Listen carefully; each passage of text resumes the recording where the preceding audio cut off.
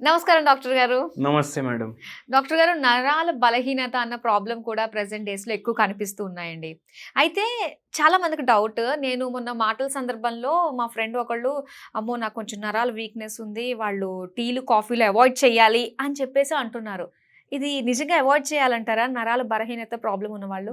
ఇప్పుడు మన 2 తెలుగు దేశాల ప్రాంతాలున్నాయి గదా! హ్మ్. తెలంగాణలో ఎక్కువ చాయ్ తీసుకుంటారు. మీరు ఒక్కసారి విజయవాడ దాటండి. కాఫీ చాలు అయిపోతది. కాఫీ గూడా తీసుకుంటారక్కడ. అవును.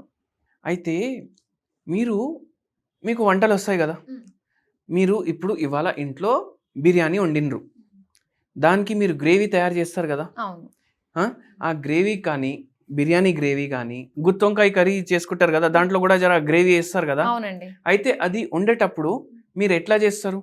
ఉల్లిపాయలు, ఇంకా హోల్ గరం మసాలా ఇవన్నీ వేసి శుభ్రంగా పేస్ట్ చేసా. పేస్ట్ చేసి మంచిగా దాన్ని ఉడకబెడతారు కదా, దాంట్లో ఆయిల్ కూడా ఎక్కువ వాడతారు కదా, అవునవును. ఫుల్ హీట్లో పెడతారు కదా. అది వండినాక కూడా మనకు జరసేపు డౌట్ ఉంటుంది, అరే ఇంకా ఉండాలి జరసేపు పొయ్యి మీదనే పెడదాం అనేసి ఉంటుంది కదా. కొంచెం టేస్ట్ ఇంకా ఉడకలేదు అనేసి అనిపించి అట్లా పెడతాం కదా. ఎంతసేపు అవుతుంది మొత్తం కర్రీ రెడీ అవ్వడానికి? ఒక 20-25 మినిట్స్ పొయ్యి మీదనే ఉంటుంది కర్రీ. అవును.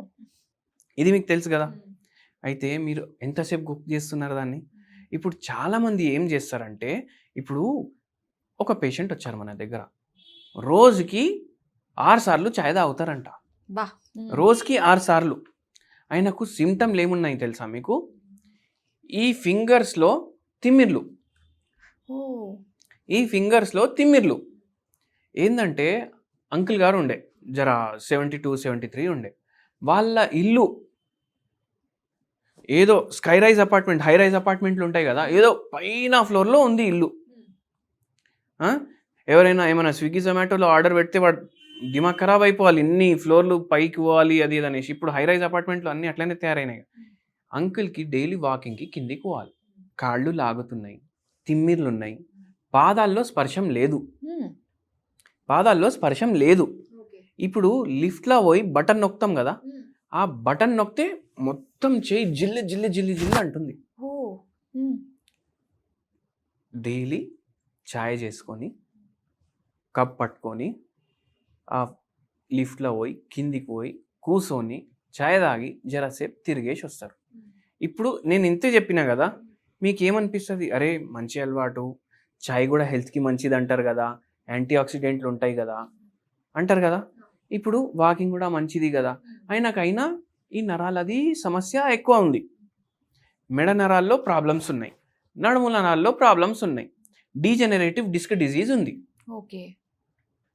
ఇప్పుడు ఆయన బెంచ్ మీద కూర్చున్నాక ఛాయ్ తాగినాక లేస్తారు కదా, ఇట్లా లేచేటప్పుడు నడుము నుంచి తల వరకు ఒక షాక్ కొట్టినట్టు అవుతుంది. మళ్ళా నడిచేటప్పుడు చుమ్ చుమ్ చుమ్ చుమ్ చుమ్ చుమ్ చుమ్ చుమ్ అవుతుంది మొత్తం కాళ్ళు. ఈ సమస్య వల్ల నరాలు దెబ్బపడ్డాయి. అయితే ఏందంటే, ఇప్పుడు ఈ పేషెంట్కి మనం మందులు కూడా ఇచ్చినాము, ఛాయ్ చేసే విధానం కూడా మార్చినాం. ఓకే. పేషెంట్కి ఫస్ట్ 4 monthsలో ఆల్మోస్ట్ 10-12 years నుంచి ఈ సమస్య నుంచి బాధపడేట ఆయనకు ఫస్ట్ 3-4 monthsలో 70-90% సిమ్టమ్లు తగ్గిపోయినాయి. ఓకే. మీరు ఇప్పుడు ఆ కర్రీ చెప్పిండ్రు కదా ఇట్లా వండుతారనేసి, మీరు ఒకసారి ఆలోచించండి. ఇప్పుడు మనం ఛాయ్ ఎట్లా వండుతాం నేను చెప్తాను మీకు. 1 కప్ వండుకోవాలి మీరు.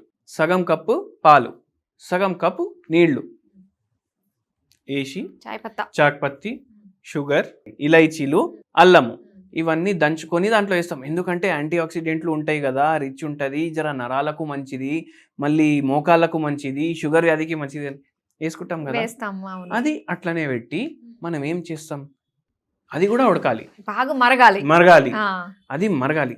చలో రీల్ చూద్దాం అనేసి, అంటే కర్రీకి ఎంతసేపు మనం పొయ్యి మీద పెడుతున్నాం, చాయ్ని కూడా అంతసేపు పొయ్యి మీద పెడుతున్నాం. అది అమృతం కూడా అనుకోండి, విషంలాగా తయారవుతుంది. అంతసేపు మీరు దాన్ని బాయిల్ చేసి తీసుకుంటే అది అమృతం అది విషంలాగా తయారైపోతుంది. అంతసేపు చేయకూడదు అంటారా? అస్సలు చేయొద్దు. అది చేయడం వల్ల దాంట్లో ఇంకా ఆక్సిడెంట్లు పెరిగిపోతాయి, యాంటీ ఆక్సిడెంట్లు తగ్గిపోతాయి.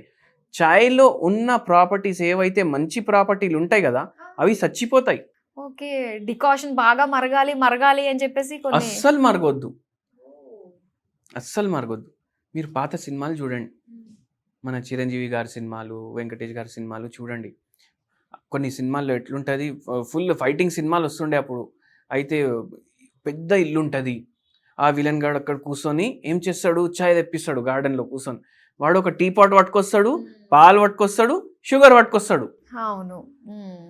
మనం డికాషన్ ఆయన ఏం చేస్తాడు విలన్ డికాషన్ యేసుకొని పాలు కొంచెం యేసుకుంటాడు, కొంచెం చక్కెర యేసుకుంటాడు. ఎవరైనా గెస్ట్ ఉంటే ఎంత కావాలిరా బోయ్ చక్కెర అనేసి అడుగుతాడు. అంటే విలన్ తాగే పద్ధతి చాయ్ కరెక్ట్. ఓకే. మనం తాగే పద్ధతి తప్పు. మీరు డికాక్షన్ ఎక్కువ బాయిల్ చేయొద్దు.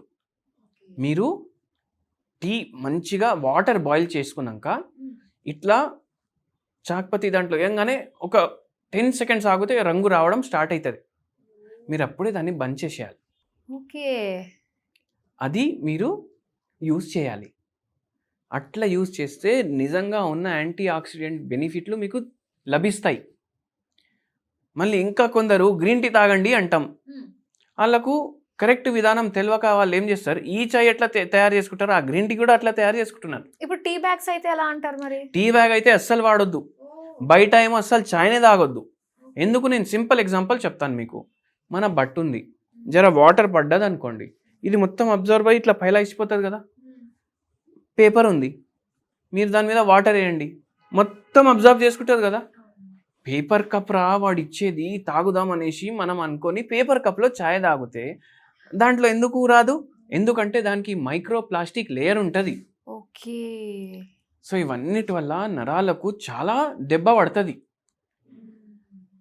అందుకే ఏది మనం తిన్నా ప్లాస్టిక్ కవర్లో ప్యాకింగ్, ప్లాస్టిక్ గిలాస్లో ఛాయ్, ఇవి తీసుకోవద్దు. ఛాయ్ని అంతా ఉడకబెట్టొద్దు. అయితే ఇవి మైండ్లో పెట్టుకోండి. ఆ సార్కి కూడా తగ్గినట్టు మనకు కూడా తగ్గుతుంది మనం కొన్ని విధానాలు మార్చుకుంటే.